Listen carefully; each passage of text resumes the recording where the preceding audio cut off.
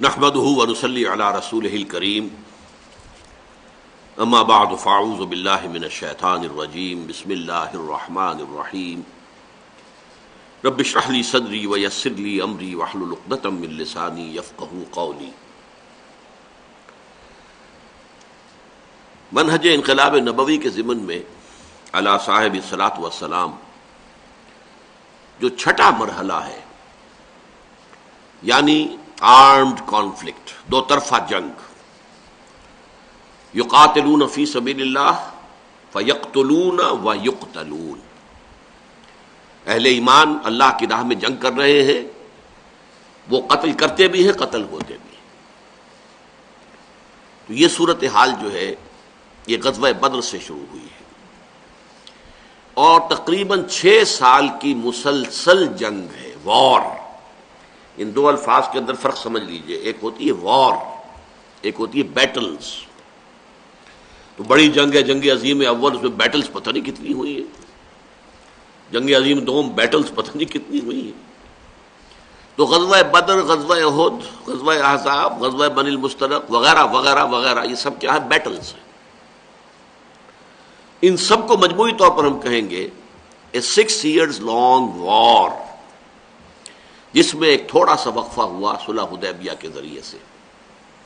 ورنہ یہ ایک مسلسل حالت جنگ ہے۔ سیرت محمدی علیہ صاحب الصلاۃ والسلام کا یہ حصہ جو ہے، یہ چونکہ بہت معلوم ہے، معروف ہے، مشہور ہے، سیرت کی کتابوں میں بھی تفصیل کے ساتھ غزوات کا ذکر آپ کو ملتا ہے۔ سیرت النبی کے بارے میں یہ ایک بنیادی بات آپ نوٹ کر لیجئے کہ حضور کی جو حیات طیبہ ہے، ابتدائی 40 برس وحی کے آغاز سے قبل، اس کے تو ہمارے پاس مصدقہ واقعات 20 بھی نہیں ہیں۔ کہانیاں میلاد کی کتابوں میں لکھی ہوئی وہ الگ باتیں ہیں، مصدقہ، مستند۔ ظاہر بات ہے کہ کس نے ریکارڈ کرنا تھا، کسے معلوم تھا کہ محمد کتنی عظیم شخصیت بن جائیں گے؟ تو کیسے ان کی سیرت کے یہ واقعات ضبط تحریر میں لائے جاتے؟ پھر یہ کہ وحی کے آغاز سے لے کر اور ہجرت تک کے واقعات جو ہیں 12-13 برس، وہ بھی بہت کم ہیں ہمارے پاس ہیں، لیکن اس کے مقابلے میں یہ جو 10 برس ہیں مدنی دور کے، اس کی بڑی تفاصیل، کتاب المغازی، بڑی بڑی کتابیں لکھی گئیں جنگوں پر۔ جنگ ایک بڑی اہم شے سمجھی جاتی تھی پرانے زمانے سے، لہذا اس کی تفاصیل کو ابتدا ہی سے ریکارڈ کرنے کا جو ہے وہ ایک عام دستور تھا، لہذا ان پر بڑا مفصل مواد ہے، اور آپ میں سے بھی اکثر کے ذہن میں وہ پورا نقشہ موجود ہے، لہذا اس میں مجھے کسی تفصیل میں جانے کی ضرورت نہیں ہے۔ البتہ وہ جو ایک پیسو سے ایکٹیو آ کر پھر ایکٹیو سے آرم کانفلکٹ، چوتھے سے 5ویں سٹیج کیسے آئی وہ میں آپ کو بیان کر چکا، 5ویں سے 6ٹی، اس میں بھی ہمارے جو سیرت نگار ہیں 20ویں صدی کے عام، انہوں نے کچھ غلط بیانی سے کام لیا۔ وہ یہ نہیں چاہتے تھے کہ وہ یہ کہیں کہ حضور کی طرف سے اقدام ہوا ہے، جنگوں کا سلسلہ جو ہے اس کا آغاز حضور کی طرف سے ہوا، اس کو وہ چونکہ چھپانا چاہتے تھے، لہذا وہ اس چیز کی بھی نفی کرتے ہیں کہ حضور قافلے کا راستہ روکنے کے لیے یا دوسرے لوگوں کی اصطلاح میں قافلے کو لوٹنے کے لیے حضور مدینے سے نکلے۔ مولانا شبلی جو ہے اس کے بہت شدت سے انکار کرتے ہیں، حالانکہ حقیقت یہی ہے۔ چنانچہ جو ہمارے راسخ العقیدہ علماء ہیں، الراسخون فی العلم، تو مولانا محمد ادریس کاندھلوی رحمۃ اللہ علیہ نے سیرت مصطفیٰ میں بڑی تفصیل سے اس پر بحث کی، اور غزوہ بدر کے ضمن میں شیخ الہند مولانا محمود حسن نے بڑی مفصل بحث کی کہ یہ بڑی احمقانہ سی بات ہے کہ اس کی نفی کی کوشش کی جائے۔ واقعہ یہ ہے کہ مدینے سے جب آپ نکلے ہیں تو کسی جنگ کا کسی کو خیال، کسی کے حاشیہ خیال میں بھی نہیں تھا۔ پیش نظر تھا اس قافلے کا راستہ روکنا کہ جو آ رہا تھا شام سے واپس ابو سفیان کی سرکردگی میں، جو جب جا رہا تھا تو حضور نے تعاقب کیا تھا لیکن وہ بچ کر نکل گیا تھا۔ اسی لیے کسی نے اہتمام نہیں کیا کہ وہ اسلحہ ساتھ لے۔ اندازہ تو کیجئے 313 افراد میں سے صرف 2 کے پاس تلواریں تھیں، اسلحہ بھی نہیں لیا، کیا کرنا؟ قافلے کو جا کر جو ہے روکنا ہے، قافلے کو لوٹنا ہے، کہہ لیجیے۔ لہذا کو کثیر تعداد جو بھی گئی ہے وہ اسی خیال سے نکلی اور اس میں کوئی بری بات نہیں ہے۔ باطل سے گویا کہ جنگ تو پہلے دن سے شروع ہو گئی تھی۔ جیسے ہی حضور نے کہا لا الہ الا اللہ، آپ کے اوپر تشدد شروع ہو گیا، بات ختم ہو گئی۔ تصادم تو ہے، صرف یہ ہے کہ پہلے وہ تصادم ذہنی اور فکری سطح پر تھا صرف، یا وقت یک طرفہ تشدد تھا، اس میں کہ مسلمانوں کو اجازت نہیں تھی جوابی کارروائی کرنے کی۔ اب یہ تصادم دو طرفہ ہے، اینٹ کا جواب پتھر سے دینے کا موقع آ گیا، مرحلہ آ گیا، اور اس انقلاب کی تکمیل کے لیے انگریزی میں ایک لفظ آتا ہے پش، ایک تو PUSH پش، کسی چیز کو دھکا دینا، ایک ہے PUTCH، یہ پش جو ہے یہ ہے کسی بھی مہم میں پھر آخری حلہ بولنا۔ تو یہ پش جو ہے انقلابی جد و جہد کا فائنل پش جو ہے وہ ہے یہ آرم کانفلکٹ، اور اس کا بھی آغاز اس ایکٹیو ریزسٹنس کے نتیجے میں جو حضور نے 1 سال تک جاری رکھا، اس کے نتیجے میں یہ 1000 کی فوج نکلی۔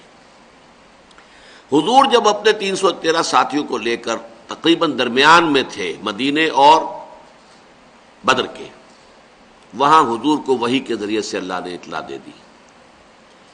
کہ مکے سے ایک لشکر بھی چل چکا ہے، بڑا طاقتور لشکر،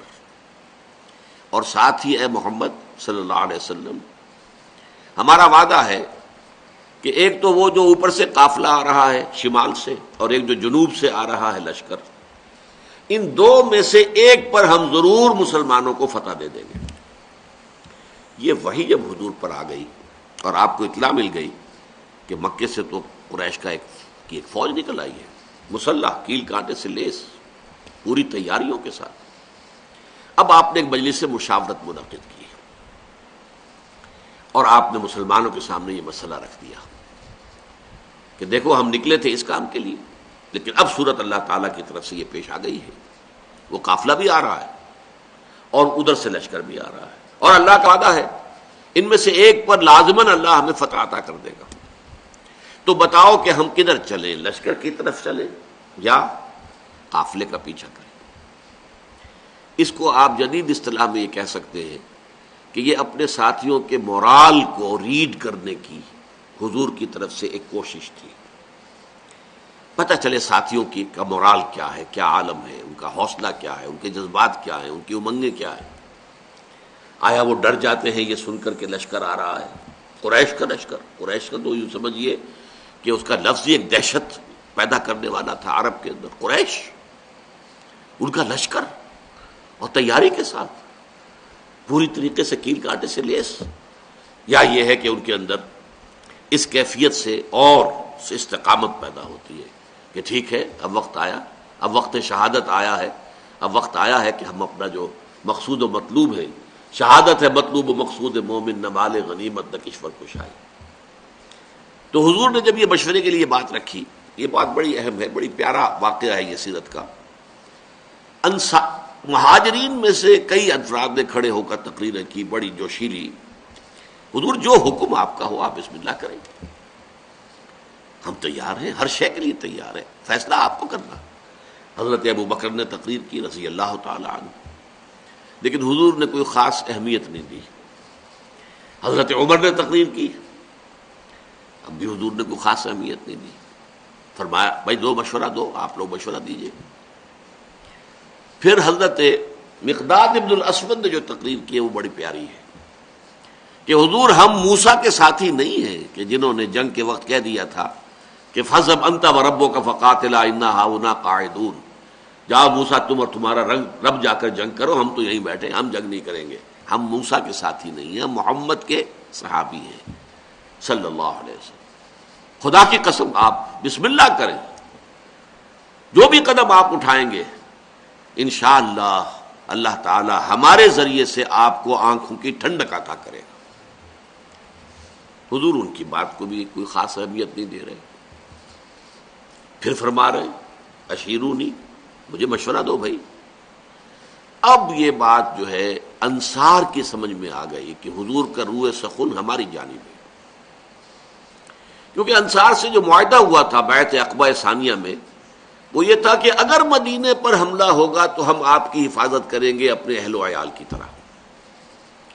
ابھی مدینے پر حملہ نہیں ہوا تھا، بلکہ حضور آگے بڑھ کر نکل آئے ہیں مدینے سے، اور جنگ مدینے سے باہر ہو رہی ہے۔ تو گویا کہ اسٹرکٹ سینس میں انصار پابند نہیں تھے اپنے اس معاہدے کی روح سے کہ حضور کا ساتھ دیں، اور ظاہر بات ہے کہ اب جو سچویشن پیش آ گئی تھی، صرف مہاجرین کی نفری کافی نہیں تھی، 80-85 مہاجرین تھے، باقی سب کے سب تو انصار تھے، ان میں 313 وہ کفایت نہیں کرتے تھے اس سچویشن جو اس وقت پیش آ گئی ہے۔ لہذا حضور بار بار کہے تو سمجھ گئے۔ حضرت سعد بن عبادہ کھڑے ہوئے رضی اللہ تعالی عنہ، اور بڑی پیاری تقریر ہے ان کی یہ، کأنک تعنینا یا رسول اللہ، اے اللہ کے رسول شاید آپ کا روح سخن ہماری جانب ہے، فإنا آمنا بک وصدقناک، تو ہم تو آپ پر ایمان لا چکے ہیں۔ وہ بیعت عقبہ والی بات کو آپ بھول جائیے، جب اب ایمان لے آئے، اپنے آپ کو اللہ کا رسول اور نبی مانا ہے، تو ہمارے لیے آپشن کون سا ہے؟ We don't have any option. خدا کی قسم اگر آپ اپنی سواری سمندر میں ڈال دیں گے، ہم سب کے سب آپ کے پیچھے سمندر میں اتر جائیں گے، اور خدا کی قسم اگر آپ ہمیں حکم دیں گے تو ہم برق الغماد تک پہنچ جائیں گے، یمن کا ایک شہر، اور اپنی جو سواریاں ہیں یہ اونٹ اور اونٹنیاں، انہیں اس طویل سفر کی وجہ سے لاغر کر دیں گے، لیکن آپ جہاں حکم دیں گے آپ بسم اللہ کیجیے۔ اس پر آتا ہے کہ حضور کا چہرہ کھل اٹھا، خوشی کے اور بشاشت کے آثار، کہ یہ جو جماعت میں نے تیار کی ہے اتنی محنت سے، دعوت اور تربیت اور تنظیم کے مراحل جو میں گزار کے لایا ہوں، یہ جماعت اب تیار ہے فی الواقع اس آخری مرحلے میں داخل ہونے کے لیے، اب ہم پوری طریقے سے فٹ ہیں۔ اس پر آپ کے چہرے پر بشاشت آئی۔ اس کے بعد آپ نے کہا تو چلو پھر بدر کی طرف۔ اب یہ میں آپ سے عرض کر چکا ہوں کہ وہ قافلہ تو بدر کی وادی میں داخل ہی نہیں ہوا، ابو سفیان اس کو لے کر پہاڑی سلسلے کے ادھر مغرب کی طرف سے ہوتے ہوئے ساحل سمندر کے ساتھ ساتھ لمبا سفر کر کے بچ کے نکل گئے۔ اور یہ جب جو لشکر آ گیا قریش کا، اور جب پڑاؤ ہے، صرف میں اس کے بھی 2 واقعات آپ کو سنا دوں کہ جب پڑاؤ پڑا ہوا ہے تو وہاں اطلاع پہنچ گئی کہ قافلہ تو بچ کر نکل گیا، ابو سفیان کا پیغام آ گیا کہ میں قافلے کو بحفاظت لے کر مکے پہنچ گیا۔ اب یہاں سوال پیدا ہوا، پھر وہی ہاکس اینڈ ڈوز کا معاملہ۔ ڈوز نے یہ سوچا کہ اب خوریزی کاہے کے لیے، ہم تو نکلے تھے اپنے قافلے کی حفاظت کے لیے، قافلہ تو پہنچ گیا۔ لیکن جو ہاکس تھے ان کو تو سمجھ میں یہ آیا کہ یہ تو ہمیں موقع مل گیا، گاڈ گیون اپارچونٹی، یہ ڈوز ہماری بات چلنے نہیں دے رہے تھے، اب جو ہے اب ہم یہاں تک پہنچ گئے ہیں، مدینہ یہاں سے صرف 80 میل دور ہے، ہم کہاں سے کہاں تک ہو کر یہاں پہنچ گئے ہیں، تو اب تو موقع ہے، اب یہاں سے واپس جانے کا کیا سوال۔ حضرت حکیم بن حزام رضی اللہ تعالی عنہ اس وقت تک ابھی ایمان نہیں لائے تھے، وہ گئے عتبہ کے پاس کہ عتبہ دیکھیے ہمارا جو قافلہ تھا وہ تو بچ کے جا چکا ہے، اب یہ خامخواہ کی خوریزی اور جنگ کاہے کے لیے؟ آپ کی حیثیت یہ ہے قریش کے ہاں کہ اگر آپ اس کو روکنا چاہیں تو جنگ اب بھی رک سکتی ہے۔ اس نے بھی کہا ٹھیک ہے، بات تو تمہاری صحیح ہے، اچھا چلو چلتے ہیں ابو جہل کے پاس، وہ he was the chief of the ہاکس۔ وہاں جا کر بات کی، اور وہ شخص جو تھا پھر اس نے پینترا بدلا، تانا دیا عتبہ کو۔ عتبہ کے بیٹے تھے حضرت حذیفہ رضی اللہ تعالی عنہ، جو ایمان لا چکے تھے، حضور کے ساتھ تھے۔ ہاں معلوم ہوتا ہے عتبہ بیٹے کو سامنے دیکھ کر تم پر بزدلی طاری ہو گئی ہے۔ اب یہ عرب کے لیے بہت بڑا تانا تھا۔ دوسری طرف اس نے یہ کیا کہ وہ جو ایک مارا گیا تھا وادی نخلہ میں ایک مشرک، اس کے بھائی کو بلایا کہ دیکھو یہ تمہارے بھائی کے قاتل جو ہیں وہ اب سامنے پڑے ہوئے ہیں، لیکن یہ لوگ چاہتے ہیں کہ جنگ نہ ہو۔ اس نے فوراً کپڑے پھاڑے، وہاں کا جو ان کا ایک قبائلی رواج تھا، چیخنا چلانا شروع کیا اپنے اس مقتول بھائی کا نام لے کر کے، اس کا انتقام، اس کا قصاص لے کر جائیں گے، واسے نہیں جائیں گے واپس یہاں سے۔ عتبہ نے بھی اس تانے کا جواب دیا کہ یہ صبح معلوم ہوگا کہ کون کاورڈ ہے، کون بزدل ہے۔ ظاہر بات ہے کہ عتبہ کو یہ بات کھا گئی، وہ چونکہ نسبتاً شریف النفس لوگوں میں سے تھا، یعنی عمر کے اعتبار سے بھی بزرگ، ویسے بھی تباہ ہے ہر ایک کی، جیسے کہ وہ شعر ہے کہ نہ ہر زن زنست و نہ ہر مرد مرد، خدا پنج انگوش یکساں نہ کر۔ نہ اہل ایمان میں سے سب ایک درجے کے تھے، برابر کے تھے، نہ کفار میں سب ایک درجے کے تھے۔ کافروں میں انتہائی سخت معاند بھی تھے، اور کافروں میں وہ شخص بھی تھا جنہوں نے حضور کو پناہ دی تھی،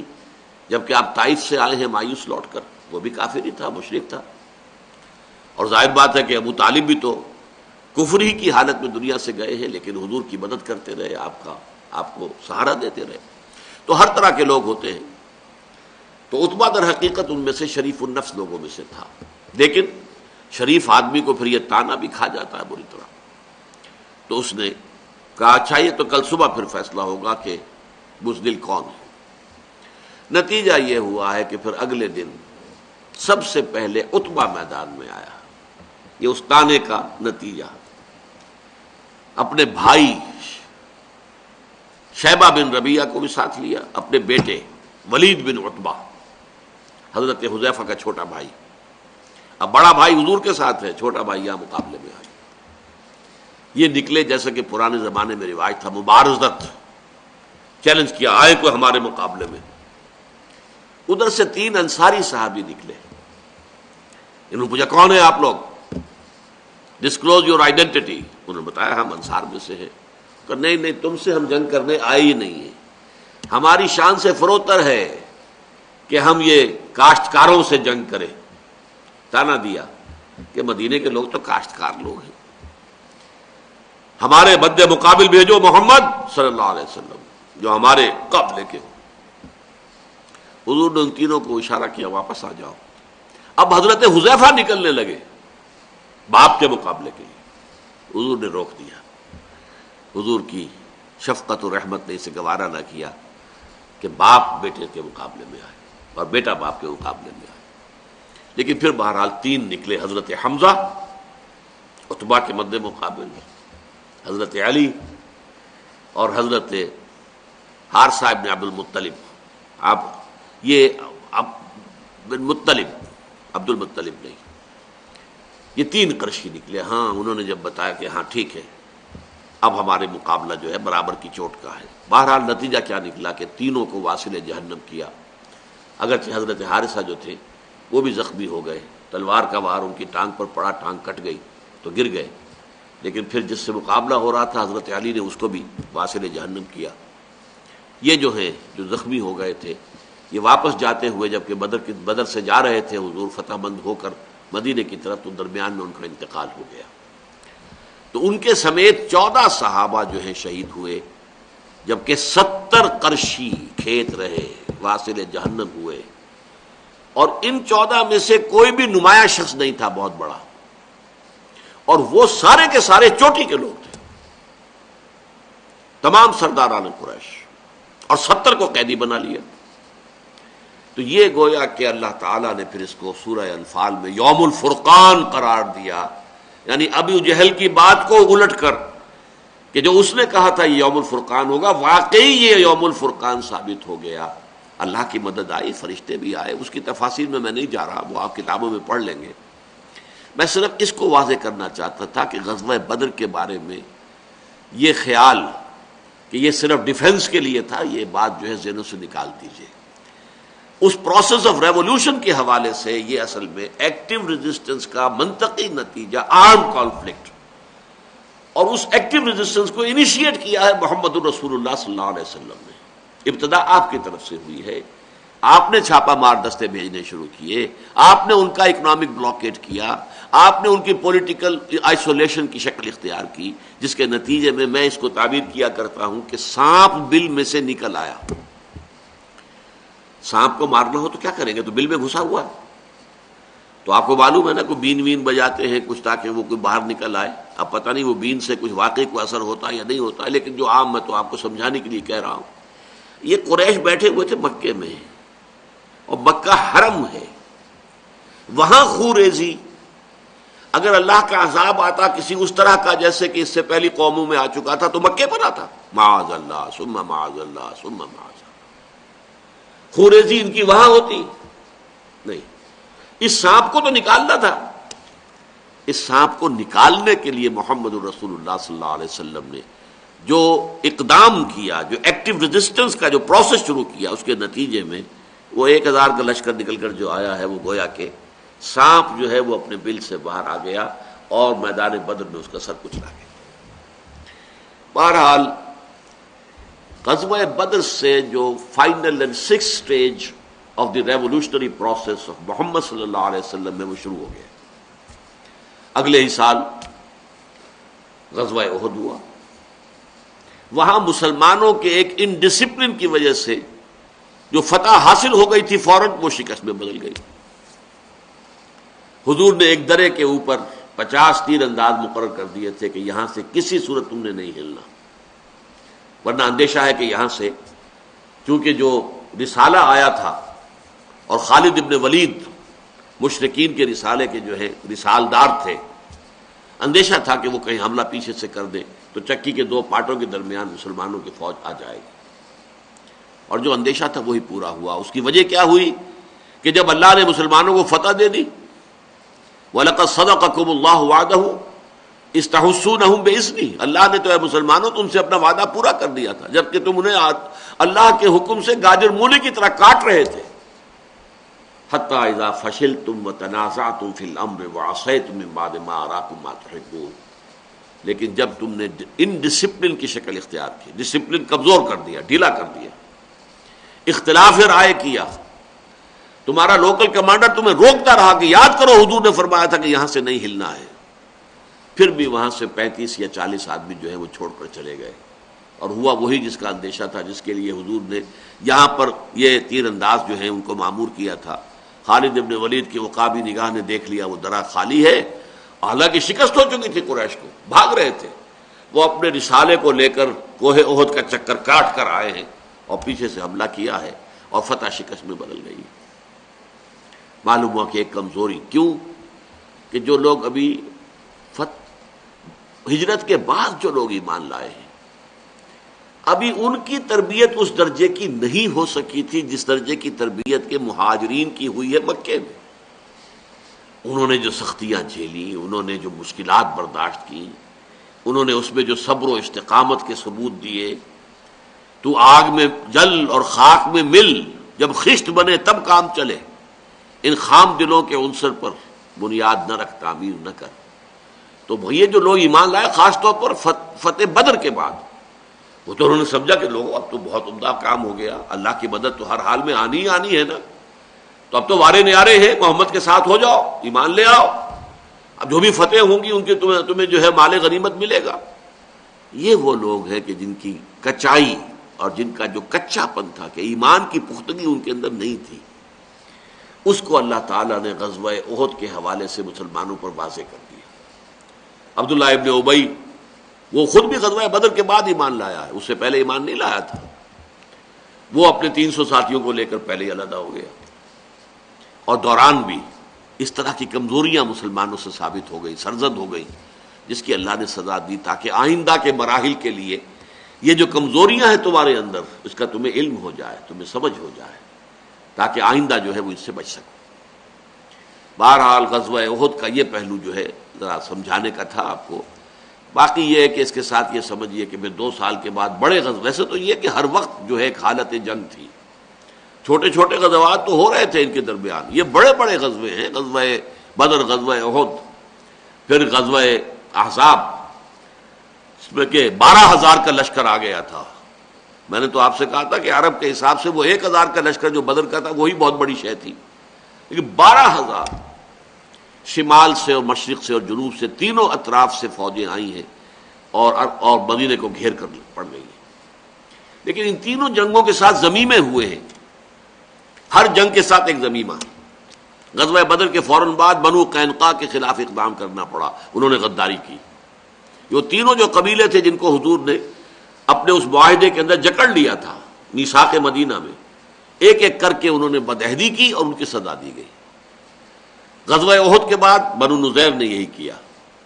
اور غزوہ احزاب کے موقع پر بنو قریظہ نے یہی کیا۔ تو یہ تین غزوات اس کے ساتھ ضمیمے کے طور پر ہیں، غزوہ بدر کا ضمیمہ، غزوہ بنو قینقاع، اور غزوہ احد کا ضمیمہ غزوہ بنو نذیر جس کا ذکر سورہ حشر میں ہے قرآن مجید میں، اور غزوہ احزاب کا ضمیمہ غزوہ بنی قریظہ۔ یہ احزاب اور بنو قریظہ دونوں کا ذکر جو ہے یہ سورہ احزاب میں ہے۔ بہرحال ان جنگوں کے نتیجے میں غزوہ احزاب کے موقع پر آ کر آخری امتحان اللہ تعالیٰ نے اہل ایمان کا لے لیا۔ ایسی صورتحال تھی کہ محسوس ہوتا تھا کہ اب یہ چراغ بجھا کے بجھا، جیسے کہیں صحرا میں کوئی چراغ جل رہا ہے اور تیز آندھیاں چل رہی ہیں بجھانے کے لیے۔ مدینہ منورہ ایک چھوٹا سا شہر، چند ہزار کی اس کی کل نفری، کتنے مسلمان اس میں ہیں، پھر یہ کہ تین طرف یہودیوں کے قلعے ہیں۔ اس وقت جو ہے وہ ایک ہی رہ گیا تھا بنو قریظہ کا۔ اندیشہ ہے کہ وہ غداری نہ کر دیں، جیسے کہ پہلے ان کے دونوں بھائی قبیلے جو ہیں وہ غداری کر چکے ہیں، بنو نذیر بھی اور بنو قینقاع بھی۔ 12,000 کا لشکر، ٹوٹل بلاکیڈ۔ اور اس موقع پر حضرت سلمان فارسی کے مشورے پر عمل کرتے ہوئے حضور نے خندق کھدوا لی، ڈیفنس کا وہ طریقہ اختیار کیا کہ جس سے عرب واقف نہیں تھے۔ یہ تو حضرت سلمان فارسی ایرانی تھے، انہیں معلوم تھا۔ انہوں نے کہا کہ حضور ایسے موقع پر ہمارے ہاں ایسا کرتے ہیں کہ خندق کھود لیتے ہیں تاکہ وہ دشمن آپ پر لشکر کی حیثیت سے حملہ آور نہ ہو سکے۔ خندق کھودی گئی ہے، فاقے ہیں اس لیے کہ بلاکیڈ ہے، باہر سے کچھ آ ہی نہیں رہی، اب کھانے کو کچھ ہے ہی نہیں، کئی وقت کے فاقے ہیں۔ پیٹوں پر لوگوں نے پتھر کسے ہوئے ہیں اپنی چادروں کے ساتھ، پتھر رکھ کر چادر کو باندھ لیا جیسے آپ بیلٹ باندھتے ہیں، تاکہ یہ جو سٹامک ہے اصل میں جب بالکل خالی ہو جاتا ہے تو اس میں ہنگر کنٹریکشن شروع ہو جاتی ہے، اندر ہی اندر پھر جو وہ ہے، بلکہ وہ اپنے آپ کو بھی کھانا شروع کر دیتا ہے۔ وہ جو جوسز ہیں ڈائجسٹو جوسز وہ تو پیدا ہوتے ہیں اور وہ اس کو خود معدے کا جو ہے اسی کو گلانا شروع کر دیتے ہیں۔ اس کے لیے یہ ایک ذریعہ ہوتا ہے کہ پیٹ کے اوپر پتھر رکھ کر مضبوط سے کس دیا جائے، گویا کہ ایک تسلی دے دی جائے معدے کو کہ کچھ ہے، چاہے وہ باہر ہے اس کے اندر نہیں ہے، لیکن یہ کہ یہ ایک طریقہ ہوتا ہے کمر دوہری نہ ہو جائے، کمزوری نہ ہو۔ اور یہ صورتحال تھی۔ اس حال میں جو ہے حکم دیا گیا کہ اب خندق کھودو، اور وہ بھی پتھریلی زمین، اس میں آسانی سے خندق نہیں کھودی جا سکتی تھی۔ ادھر فاقے ہیں، شدید سردی ہے، سردی میں انسان کی خوراک کی ضرورت بڑھ جاتی ہے، زیادہ کیلوریز کی ضرورت ہوتی ہے۔ یہاں پر یہ ہے کہ خوراک ہے ہی نہیں اور پیٹوں سے پتھر بندے ہوئے ہیں۔ آ کے جب انہوں نے حضور کے سامنے جو ہے اپنی یہ پیش کی صورتحال کہ حضور دیکھیے فاقوں سے ہمارا برا حال ہے، ہم نے اپنے کمروں سے اپنے پیٹوں سے پتھر باندھے۔ حضور نے اپنا کرتا اٹھا کے دکھایا، وہاں 2 پتھر بندھے ہوئے، لیکن اسی حال میں خندق کھودی گئی۔ اور ایک شعر پڑھ رہے ہیں آواز میں آواز ملا کر، جب کوئی مشقت طلب کام کرنا ہو کسی گروپ کو تو اس طرح سے آواز میں آواز ملا کر اگر وہ کچھ پڑھتے رہے تو ایک تو یہ ہے کہ وہ بہت عمدہ ہو جاتی ہے کہ اگر کوئی چوٹ لگ رہی ہے تو ایک ہی وقت میں چوٹ لگے، یا جیسے کوئی رسہ کشی ہے تو ایک ہی وقت میں زور لگے پورا جھٹکا۔ تو وہ شعر کیا پڑھ رہے ہیں؟ نحن الذین بایعوا محمدا علی الجہاد ما بقینا ابدا، ہم وہ لوگ ہیں جنہوں نے بیعت کی تھی محمد سے، جہاد کی صلی اللہ علیہ وسلم، اب ہم اس بیعت کو پورا کریں گے جب تک جان میں جان ہے، ما بقینا ابدا۔ اور یہ حالات تھے جس کے نتیجے میں جو منافقین تھے ان کا خبث باطن ان کی زبانوں پر آ گیا۔ ما وعدنا اللہ ورسولہ الا غرورا، اللہ اور اس کے رسول نے تو ہمیں سبز باغ دکھائے، دھوکہ دے کے مروا دیا۔ ہم سے کہا تھا قیصر و کسریٰ کے خزانے تمہیں ملیں گے، یہاں حال یہ ہو گیا ہے ہمارے پاس کھانے کو کچھ نہیں، ہم قضائے حاجت کے لیے باہر نہیں جا سکتے۔ منافق بالکل کھل کر سامنے آ گئے، لیکن اہل ایمان کی اکثریت کا حال کیا تھا؟ انہوں نے کہا ھذا ما وعدنا اللہ ورسولہ وصدق اللہ ورسولہ۔ ان کے سامنے سورہ بقرہ کی آیت تھی وَلَنَبْلُوَنَّكُمْ بِشَيْءٍ مِّنَ الْخَوْفِ وَالْجُوعِ وَنَقْصٍ مِّنَ الْأَمْوَالِ وَالْأَنفُسِ وَالثَّمَرَاتِ، ہم لازماً تمہیں آزمائیں گے بھوک سے نقصانات سے، جان اور مالی نقصان سے، ان کے سامنے وہ آیت تھی، ھذا ما وعدنا اللہ ورسولہ، یہی تو ہے جس کا وعدہ کیا تھا اللہ نے اور اس کے رسول نے، صدق اللہ ورسولہ، وہ سچے تھے۔ بہرحال اللہ نے یہ دودھ کا دودھ پانی کا پانی علیحدہ کر کے اور پھر اپنے ہی خاص تدبیر سے ان لشکروں کو واپس کر دیا، زبردست آندھی بھیج دی، اس نے ان کے خیمے جو ہیں وہ اکھاڑ دیے، ان کے جو دیگیں چڑھی ہوئی تھی اور چولہوں کے اوپر ان دیگوں سے آگ لگ گئی، ہانیاں اور دیگیں الٹ گئیں، وہ تنگ آ کے بھاگ کے چلے گئے، مقابلے کی، کھلے مقابلے کی نوبت ہی نہیں آئی۔ لیکن اس کو حضور نے قرار دیا ٹرننگ پوائنٹ۔ یہ ہے پوائنٹ جو میں آپ کو بتانا چاہتا ہوں کہ یہ سن 2 سے سن 5 تک کا یہ تقریباً 4 سال کا عرصہ سمجھ لیجئے۔ میں نے کہا تھا نا 6 years لانگ وار، اس میں سے یہ 4 سال اب نکال لیں۔ اس 4 سال کے بعد گویا کہ اللہ تعالی خوش ہو گیا اہل ایمان سے کہ انہوں نے اپنے صادق الایمان ہونے کا ثبوت دے دیا، لہذا اب اللہ تعالیٰ کی طرف سے نوید جو ہے وہ سورہ صف کی شکل میں آ گئی، وَأُخْرَىٰ تُحِبُّونَهَا نَصْرٌ مِّنَ اللَّهِ وَفَتْحٌ قَرِيبٌ، اللہ تعالیٰ تمہیں خوشخبری سنا رہا ہے، وَبَشِّرِ الْمُؤْمِنِينَ، اور اے نبی آپ اہل ایمان کو بشارت دے دیجئے، خوشخبری دے دیجئے کہ ان کی شدید جو جد و جہد کا جو مرحلہ تھا وہ اب ختم ہوا چاہتا ہے، اللہ کی مدد اب آیا چاہتی ہے اور فتح جو ہے تمہارے قدم چومنے والی ہے۔ چنانچہ حضور نے اسی وقت فرما دیا تھا غزوہ احزاب کے اختتام پر کہ لن تغزوکم قریش بعد عامکم ھذا، مسلمانوں اب قریش آئندہ اس سال کے بعد تم پر حملہ آور ہو کر نہیں آئیں گے، ان کی قوت اب ختم ہو چکی ہے، وہ جو کر سکتے تھے کر چکے، ولکنکم تغزونہم، لیکن اب تمہاری طرف سے اقدام ہوگا۔ چنانچہ وہ اقدام کی شکل کیا ہوئی؟ حضور نے اگلے سال سن 6 میں خواب دیکھا کہ ہم عمرہ کر رہے ہیں، اعلان کر دیا عمرہ کرنا ہے، عمرے کے لیے چلنا ہے، احرام باندھ لیے، 1400 یا 1800 صحابہ ساتھ ہو گئے۔ وہاں جو ہے کھلبلی مچ گئی مکے میں، یہ کیا ہو رہا ہے؟ یہ تو گویا کہ واک اوور مل جائے گا محمد کو، اگر محمد کو ہم نے اندر آنے دیا ہم تو ختم ہوئے، پھر ہماری کیا حیثیت رہ جائے؟ شدید اشتعال ان کے اندر ہے، ہرگز نہیں، مر جائیں گے لیکن محمد کو داخل نہیں ہونے دیں گے۔ یہ بڑی ایک پھر طویل بات ہے، وہ تو صلح حدیبیہ جس کے نتیجے میں ہوئی ہے، کچھ نیگوسیشنز ہوئی، کچھ درمیان میں لوگ پڑے، سفارت کاری ہوئی، کچھ ادھر سے سمجھایا ادھر سے سمجھایا، اور یہ کہ کچھ لوگوں نے، قریش کے کچھ لوگوں نے آ کر ڈٹرمنیشن دیکھ لی، جبکہ حضور نے پھر بیعت لے لی صحابہ سے جو ساتھ تھے، بیعت علی الموت، ہم سب یہاں جانے دے دیں گے، یہاں سے کوئی پیچھے نہیں ہٹے گا۔ تو اس کی خبر پہنچ، وہ لرز گئے، یہ بیعت علی الموت، جسے بیعت رضوان بھی کہتے ہیں، جس پر اللہ تعالیٰ کی رضا کا سورہ فتح میں ذکر آیا ہے، لقد رضی اللہ عن المؤمنین اذ یبایعونک تحت الشجرہ، اے نبی اللہ اہل ایمان سے راضی ہو گیا جب وہ آپ سے اس درخت کے نیچے بیعت کر رہے تھے، اور یہ بیعت علی الموت یا بیعت علی اللہ نفر، موت کی بیعت یا نہ بھاگنے کی بیعت تھی۔ بہرحال یہ بیعت جو ہوئی، پھر انہیں جھک کر آخر جو ہے بات ماننی پڑی، لیکن انہوں نے بات مان کر بھی اپنا پہلو اوپر رکھا، اور اس کو حضور نے برداشت کر لیا، قبول کر لیا، گوارا کر لیا۔ گمان غالب یہ ہے کہ اللہ تعالیٰ کی وحی کے تحت، ورنہ صحابہ تیار نہیں تھے، اس لیے کہ جو صلح ہوئی ہے اس کی ٹرمز بہت ان ایکول تھی، برابری کی بات نہیں تھی اس میں، بلکہ حضور نے گویا کہ دب کر صلح کی، اور صحابہ کا خون کھول رہا تھا۔ اس کی تفاصیل تو آپ سیرت کی کتابوں میں پڑھیں گے تو معلوم ہو جائے گا، ظاہر بات ہے یہاں اس کا موقع نہیں ہے۔ اس میں چونکہ ایک شرط یہ تھی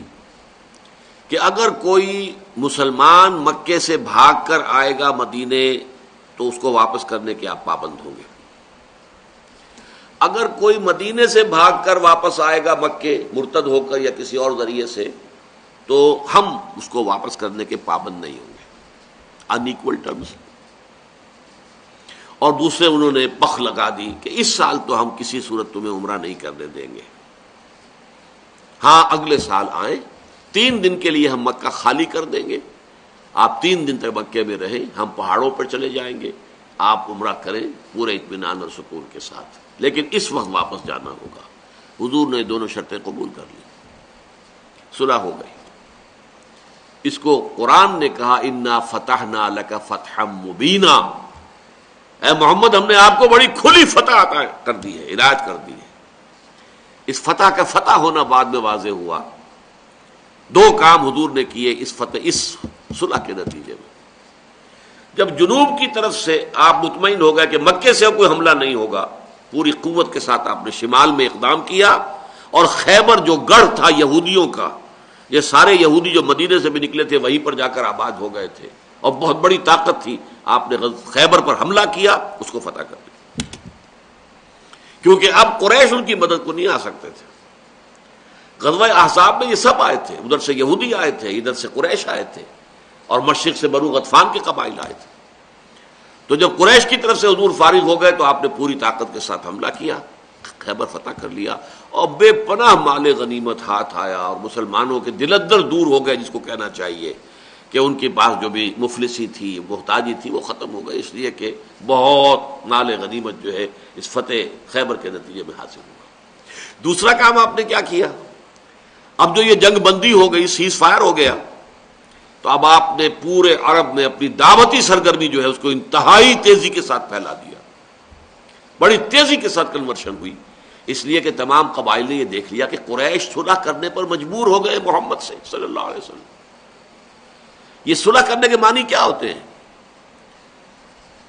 They have recognized that Muhammad is a power to reckon with۔ اب انہوں نے گویا کہ تسلیم کر لیا ہے کہ محمد ایک طاقت ہے جن کو تسلیم کیے بغیر چارہ نہیں ہے۔ صلح تو اسی سے ہوتی ہے جسے آپ تسلیم کرتے ہیں۔ جیسے آج کل آپ کے بھی علم میں ہوگا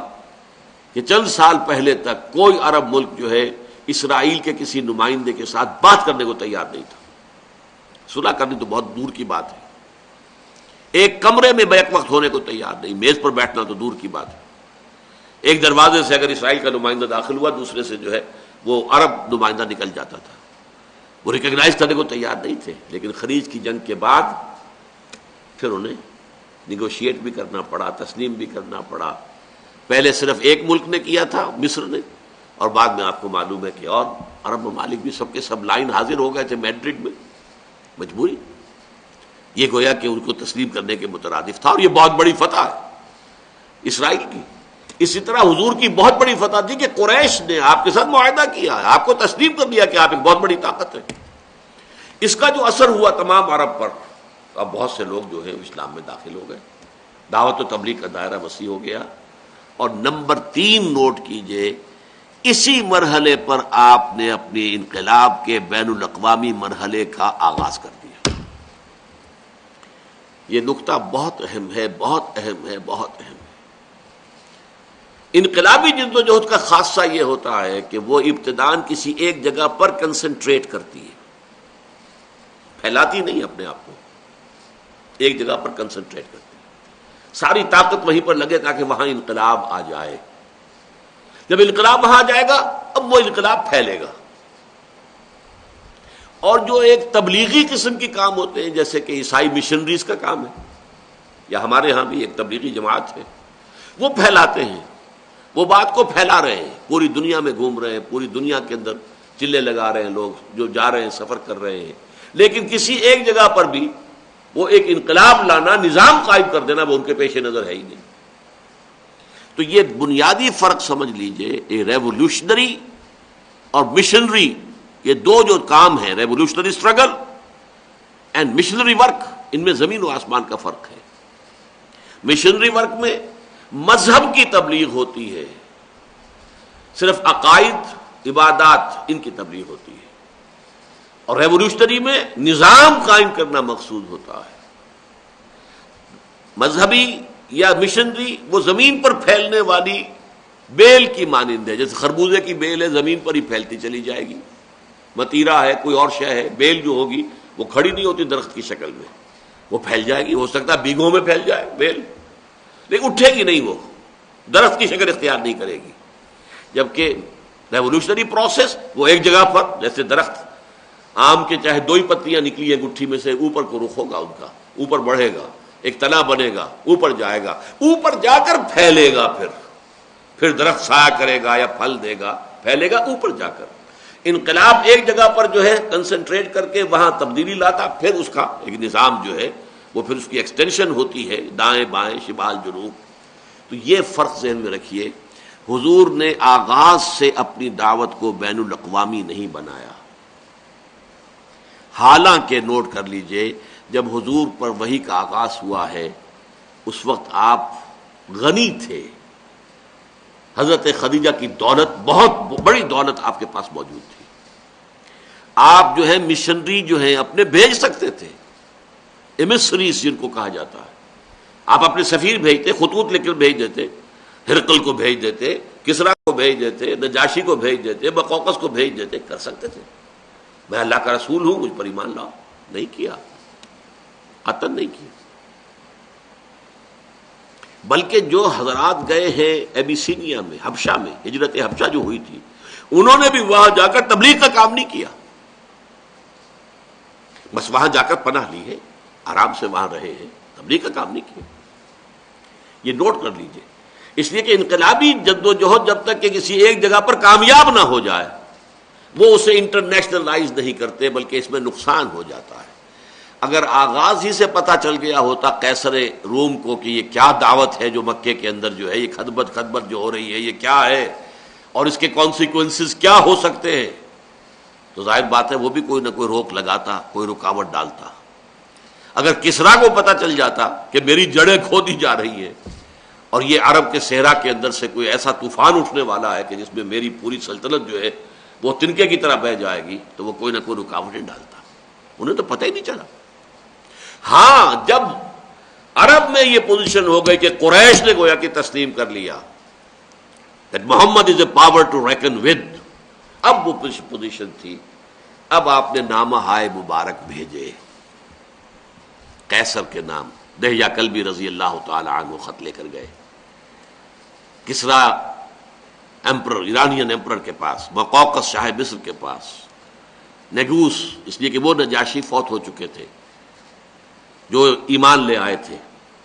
اب جو اور تھا وہ مسلم نہیں تھا، مومن نہیں تھا،